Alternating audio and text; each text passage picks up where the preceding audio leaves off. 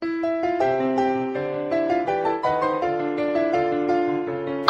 love myself a good fairy tale, and Cinderella is a good one. Hey guys, this is Morgan with the Rotoscopers, and today I am giving you my review of Cinderella, the 2015 live-action remake, I guess. It's just sort of a different retelling of the classic Cinderella story.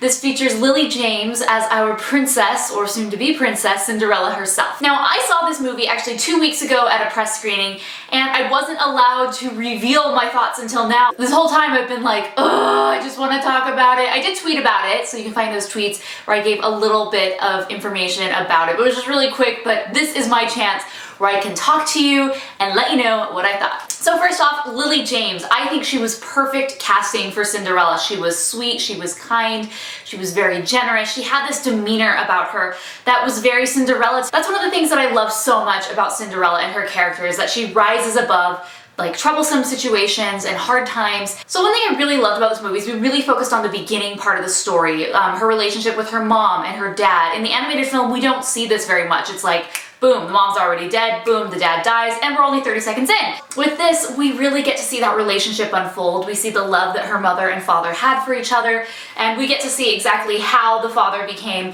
you know, somewhat wealthy. His job, that he was a merchant, he went all around, he was traveling all the time. And especially the most important thing is her relationship with her mother. She really emulated her mother in all ways. Her mother, before she dies, gives her this key piece of advice, which is have courage, be kind.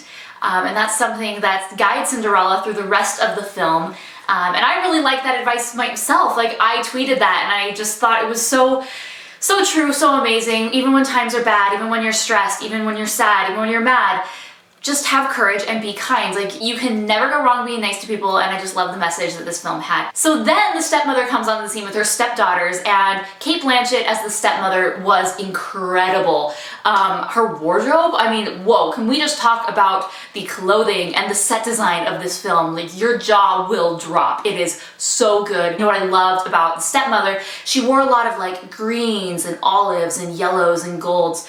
A lot of like taffetas, and her dresses were so luxurious and gorgeous and just glamorous at all times, and I loved it. It just went to show she had this other life that she was trying to bring back, but she didn't have the money anymore, but she was still spending like she had the money.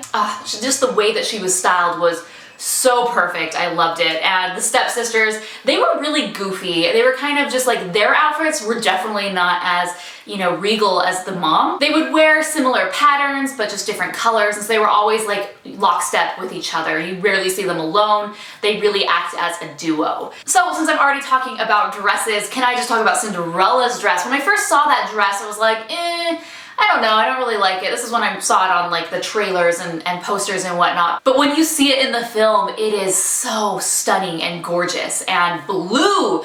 I was kind of disappointed that they didn't keep like the silvery white dress from the original, but over time Cinderella sort of morphed for Disney to have a blue dress. So they really amp up the blue, and actually Cinderella is wearing blue in majority of her scenes, so that was kind of interesting, I guess. Even her dress, just the way that it flows and spins and twirls on the dance floor is incredible. And then everyone else's dress in that scene.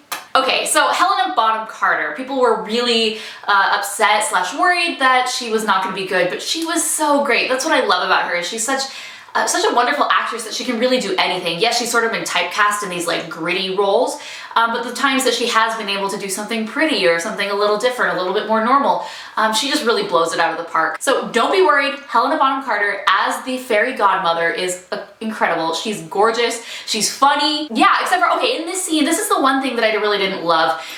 You know, Disney has this love affair with these over CGI films with the backdrops. And so I definitely felt that. There were these big panning shots of their estate, and they were clearly fake, and I didn't like that. It just didn't feel real to me. Like, I could totally tell, like, this is just a computer model. This is not actually, you know, a helicopter flying in and getting this shot. The film as a whole felt so real that these occasional moments where they'd have these overly CGI moments, it just didn't fit. Like with Maleficent, that works, and especially with Alice in Wonderland, that works, but I felt like with this, couldn't we just get a real shot? I felt it would have made this a little bit more cohesive for me. And one part that I really didn't love was the over CGI-ness during the transformation scene. So when they're getting the pumpkin, turning it into a carriage, and when they're transforming the animals, that sort of shifted goofy, where it was kind of cartoony. There's one scene where Cinderella and the godmother are sort of in this greenhouse, and the pumpkin's expanding, and crap, we're in here and it's expanding, what are we gonna do? And their faces just smush against the glass, and it's like, and it's super goofy and weird, and it really took me out of the moment, because up until this point, the movie had done a great job of, you know, creating this world and kind of setting it in reality. Yes, there were, you know, she talks to the mice, but the mice don't talk back. So, but for the most part, like, it was very much grounded in reality. So these moments, yes, it's a fairy tale, I get it, there's a fairy godmother with magic, but it just didn't match the tone of the rest of the film. I still feel that you could have had these magical elements, but made them fit. So, talking about the prince, so she does meet the prince early on in the film, and I loved that. I thought this was just a really fun way to twist the story and to make it new and fresh. I know people have been saying, oh, this is just the same retelling, like, so boring, there's nothing new, but there really is. This is, it focuses on parts of the story and the characters that you normally wouldn't focus on. For example, with Cinderella, you really get to understand how she slowly became a slave in her own household. It wasn't overnight, hey, slave, you're doing this. It's just the little teeny things just over time that the stepmother would do. You know, you're not eating with us, you made all the meal, why should you eat with us, you should go eat downstairs. Just these little subtle things that they would do that pushed her, you know, into the attic, out of her own, basically, house, and just into this slave role. That made me appreciate Cinderella and her character that much more, because you really do see how this is a horrible situation, and, you know, how it slowly happened by degrees.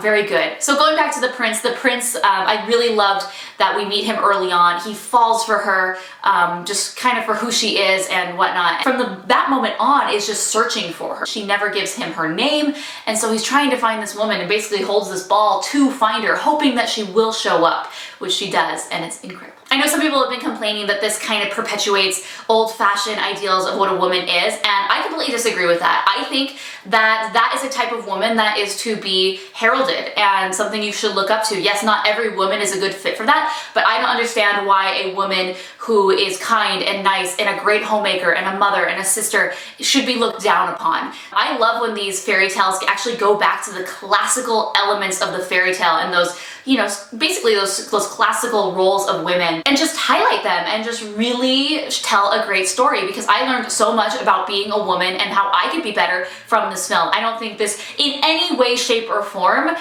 brings down the role of women today. Like, oh, we've worked so hard to get to where we are, and this totally brings us back down. No, it doesn't. It's a fairy tale. Can we not just enjoy a fairy tale for being a fairy tale and for the story that it tells? I am so glad that they didn't put this crazy feminist twist on this. It just wouldn't have fit. I wouldn't have been happy, so yes, thank you. Alright guys, that's all I have for you for my review of Cinderella. I'm sure I forgot so many things that I want to talk about, so if you've seen the movie, let me know in the comments below what you would rate this film. I rate this film 4 stars. It was so good, so beautiful. I love the set design, I love the costumes, I love the characters. I just left that movie so blown away at how great this film was. I think maybe I'm gonna give it 4.5 stars. I just loved it. Yes, it didn't really do anything new, but it is one of the most visually beautiful films that I've seen in a long time. And I just love the story. It's classic, it's good, and they did a really great job making it slightly new and fresh. Alright, that's all I have. Until next time, I'm Morgan, and this is the Rotoscopers YouTube.